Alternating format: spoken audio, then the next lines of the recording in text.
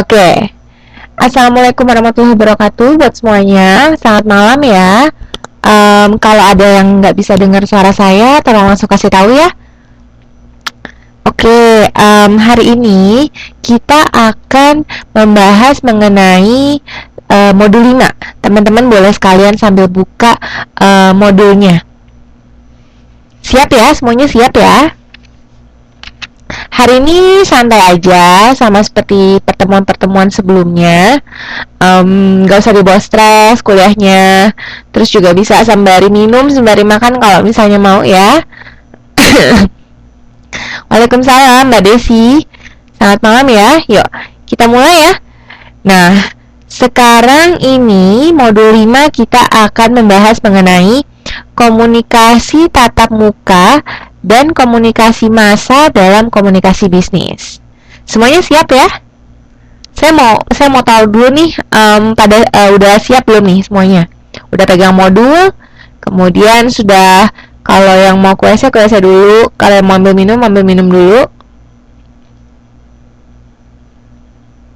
Oke, siap ya? Berarti suara saya dengar ya. Nah, saya lanjut ya. Oke, sekarang dari kemarin kita itu sudah belajar yang namanya komunikasi itu apa, bener nggak sih? Kita sudah belajar bagaimana cara berkomunikasi yang baik, kita juga sudah belajar contoh-contoh komunikasi yang ada dalam kehidupan nyata, bener nggak? Tapi, tanpa disadari, sebenarnya komunikasi tatap muka itulah sebenarnya yang paling penting. Iya, bukannya berarti komunikasi tatap muka tidak penting. Penting, tetapi komunikasi tatap muka itu penting. Kenapa sih? Oke, contohnya, saya di sini kasih gambar ada seorang laki-laki yang baca koran. Kebayang nggak sih kalau kalian nih, misalnya teman-teman ngajakin ngobrol temennya, tapi temennya itu mukanya ketutupan sama koran. Kayaknya nggak enak banget ya. Bener nggak sih? Kayak ngomong sama koran jadinya, bukan ngomong sama orangnya. Ya nggak? Terus juga kita pasti berasanya kesel. Ih, kamu tuh ngedengerin nggak sih? Bener nggak? Atau mungkin misalnya temannya itu nunduk karena dia lagi ngeliatin HP mulu. Kebayang nggak? Kesel banget ya rasanya, yang seperti tidak fokus gitu. Jadi tatap muka itu penting. Kenapa? Karena kita harus bisa ngelihat ekspresi wajah orang yang kita ajak bicara gitu. Nah, kemudian saya put juga di sini gambar ada seorang wanita sekretaris ya, lagi ngelapor ke bosnya. Ini adalah salah satu bentuk komunikasi personal, intrapersonal. Kenapa? Karena kalau ada dua orang bertemu secara langsung, itu artinya dia bertemu secara personal, secara pribadi, dan pastinya tatap muka. Nah, salah satu kegiatan ini juga termasuk tatap muka, komunikasi tatap muka.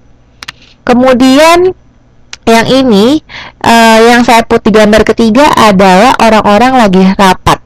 Nah, kalau ini bukan personal, kalau ini lebih kepada komunikasi tatap muka, tapi lebih kepada kayak semacam grup gitu. Jadi lebih kepada komunikasi kelompok. Nah, tetap harus tatap muka. Pernah nggak ada rapat yang tidak tatap muka? Jarang ya. Bisa saja sih melalui conference online, misalnya lewat Skype, misalnya lewat seperti yang kita lakukan sekarang, tidak ada tatap muka. Tapi buktinya Universitas Terbuka Taiwan, UT Taiwan itu memberikan 2 kali tatap muka kan? Artinya apa? Karena komunikasi tatap muka itu penting. Jadi selama ini bisa tahu ya, oh yang namanya Mbak Feli itu yang mana sih orangnya, oh yang namanya Mbak Desi, yang namanya Mbak Dina, yang namanya Mbak Siti itu yang mana sih orangnya gitu. Saya juga pengen kenal langsung kan, saya juga pengen tahu ngobrol secara langsung kira-kira beda nggak ya kalau sama tuton gitu. Nah, jadi penting sekali yang namanya komunikasi tatap muka itu. Kenapa? Karena memungkinkan pihak-pihak yang berkomunikasi bisa melihat lawan komunikasinya, kelihatan wajahnya kayak apa. Apalagi kalau teman-teman nih yang mungkin punya kenalan lewat Facebook gitu ya. Kemudian, ngomong-ngomong suara saya kekencangan nggak ya? Suara saya apa terlalu kencang?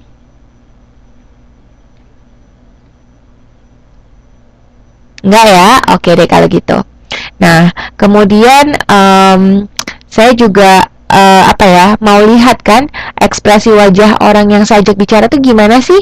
Kadang-kadang mungkin kalau di message gitu ya, kayak sekarang nih kita lagi tuton.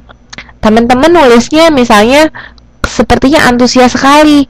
Padahal misalnya di rumah udah ngantuk nih gitu kan, tapi nulisnya seolah-olah antusias.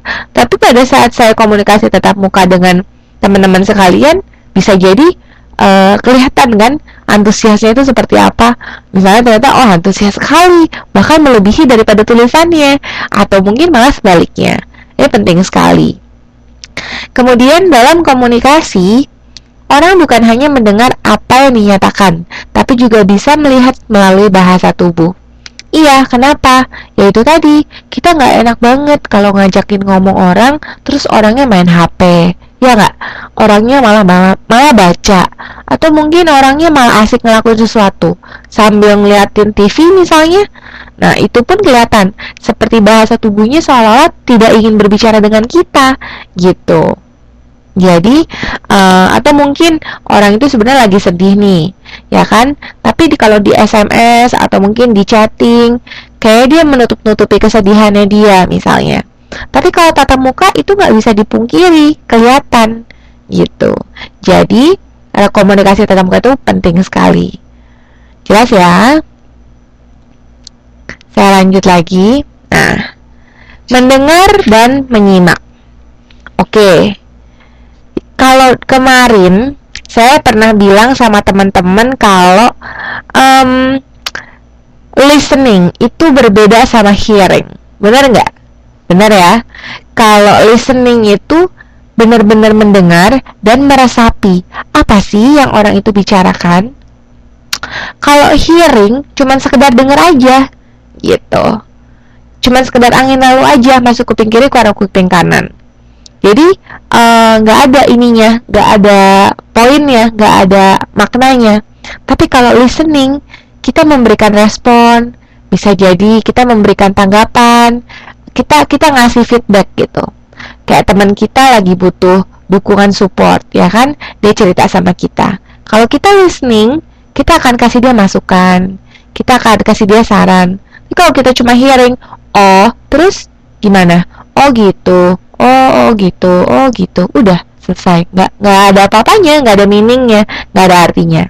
Nah, dalam komunikasi sendiri, mendengarkan, menyimak itu penting, apalagi dalam bisnis. Nah, tapi listening sendiri itu apa sih? Listening itu adalah proses mental yang melibatkan persepsi, atensi, evaluasi, interpretasi, dan respon. Maksudnya apa? Listening itu jadi ada persepsi. Persepsi itu adalah pendapat orang yang diajak bicara. Jadi pada saat kita dengar curhatan teman kita, timbul satu persepsi. Kalau dipikir-pikir temanku ini cengeng juga ya. Itu persepsi. Itu adalah pendapat kita. Misalnya dia lagi curhat misalnya gitu kan. Kita dengerin dia curhat itu, kita timbul satu persepsi, timbul satu anggapan. Atensi itu adalah lebih kepada perhatian. Yang tadi saya bilang, kalau hearing aja nggak ada perhatiannya, ya cuma dengar kemudian sudah. Tapi kalau kita ada atensi, kita perhatian sama apa yang dia bicarakan. Contohnya, ketika misalnya saya bilang, teman-teman tugasnya jangan lupa ya dikumpulinnya tanggal 20. Aku bilang gitu ya. Kemudian kalau teman-teman yang cuma hearing aja, oh iya oke deh, tapi lupa habis itu, nggak inget. Besok-besok nanya temennya, tugasnya komunikasi bisnis dikumpul kapan ya misalnya. Nggak ada atensinya, nggak ada perhatiannya terhadap apa yang saya sampaikan misalnya. Tapi sebaliknya, ketika mungkin teman-teman dengar tanggal 20 dikumpulkan, kemudian kalau bisa dikerjakan secepatnya atau dikerjakan sebisa mungkin mulai dari sekarang. Terus teman-teman ingat nih, teman-teman langsung lakuin itu, nyari infonya lah minimal, ya kan? Itu berarti teman-teman ada atensi. Kemudian ada evaluasi. Evaluasi itu seperti penilaian. Ketika kita mendengarkan orang lain, kita itu memberikan satu penilaian terhadap apa yang dia beritahukan kepada kita maupun terhadap orangnya. Misalnya, yang tadi teman curhat nih, gitu kan? Nah, ketika teman curhat itu kita menilai, oh temanku ini misalnya orangnya agak sensitif, atau mungkin orangnya agak perasa ya, atau orangnya ternyata sabar banget. Kalau dari ceritanya tuh kayaknya sabar banget. Ada evaluasi di sini. Kemudian dilihat dari permasalahan yang diceritain ke kita nih. Oh, dievaluasi sama kita. Oh, ternyata tuh begini masalahnya. Kira-kira gimana ya pemecahannya? Nah, jadi ada penilaian terhadap apa yang dibicarakan. Kemudian ada interpretasi. Kira-kira interpretasi itu seperti, oke, kesimpulan daripada apa yang dibicarakan oleh orang itu kepada kita tuh apa sih?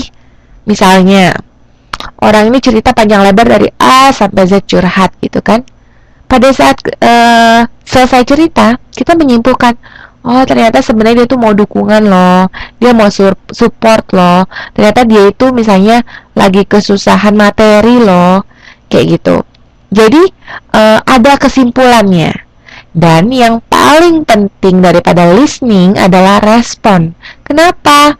Yang tadi saya bilang, kalau cuma hearing aja, cuma dengar aja, ya udah nggak ada responnya, diam aja mungkin, atau mungkin malah nggak menggubris sama sekali.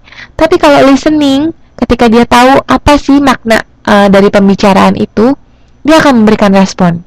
Entah dia tertawa, entah dia senyum, gitu kan. Kadang ada nggak teman-teman misalnya gini, temennya itu ngelucu, nggak mau, rencananya sih mau kocak gitu kan, mau ngelawak gitu kan. Terus teman-teman itu hanya hearing aja, teman-teman nggak listening cerita lucunya dia gitu. Terus ketika teman-teman yang lain sudah ketawa, teman-teman salah satu dari teman, misalnya Mbak Desi gitu ya, Mbak Desi atau Mbak Siti tertawanya telat nih gitu kan, ketawa telat. Terus kata Mbak Dina yang lucu ngomong gini, gimana sih lo ketawanya telat banget deh, ngedengerin gak sih? Nah itu berarti dia nggak listening, berarti dia tidak memberikan respon sesuai dengan isi pesan yang mau disampaikan.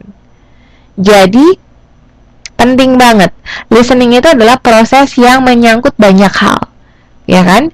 Jadi kalau salah satunya saja tidak ada, biasanya itu berarti dia tidak listening dengan baik.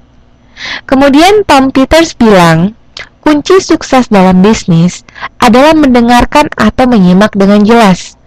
Oh iya dong, pasti. Kalau kita tidak mendengarkan konsumen kita dengan baik, tidak mau tahu apa yang mereka mau, gimana kita mau berbisnis? Ya enggak? Kalau kita tidak mendengarkan masukan dari atasan atau dari manajer gitu ya, atau perintah dari mereka, yang ada apa yang kita lakuin banyak salahnya. Iya enggak? Jadi sebenarnya kunci daripada komunikasi itu adalah adalah listening. Hearing dan listening. Listening itu udah pasti hearing ya, karena nggak mungkin udah listening nggak dengar, tuh nggak mungkin. Listening itu termasuk bagian dari mendengar. Oh, waalaikumsalam, siapa nih? Mas Muhammad Bayi Fajri, baru ya mas ya? Saya baru lihat nih, baru ikutan tuton kali ini ya.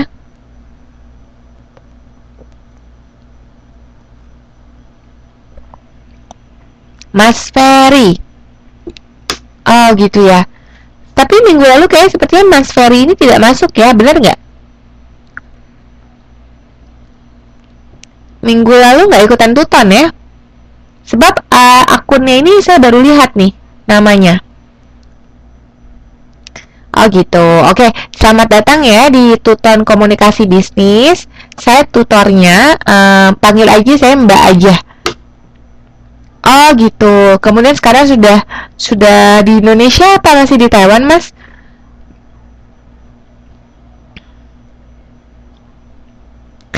Saya harap walaupun udah di Indonesia tetap bisa ikutan tuton ya. Oke, nggak apa-apa. Oke, saya lanjutkan saja ya. Nah, kemudian tadi yang saya bilang, kunci daripada bisnis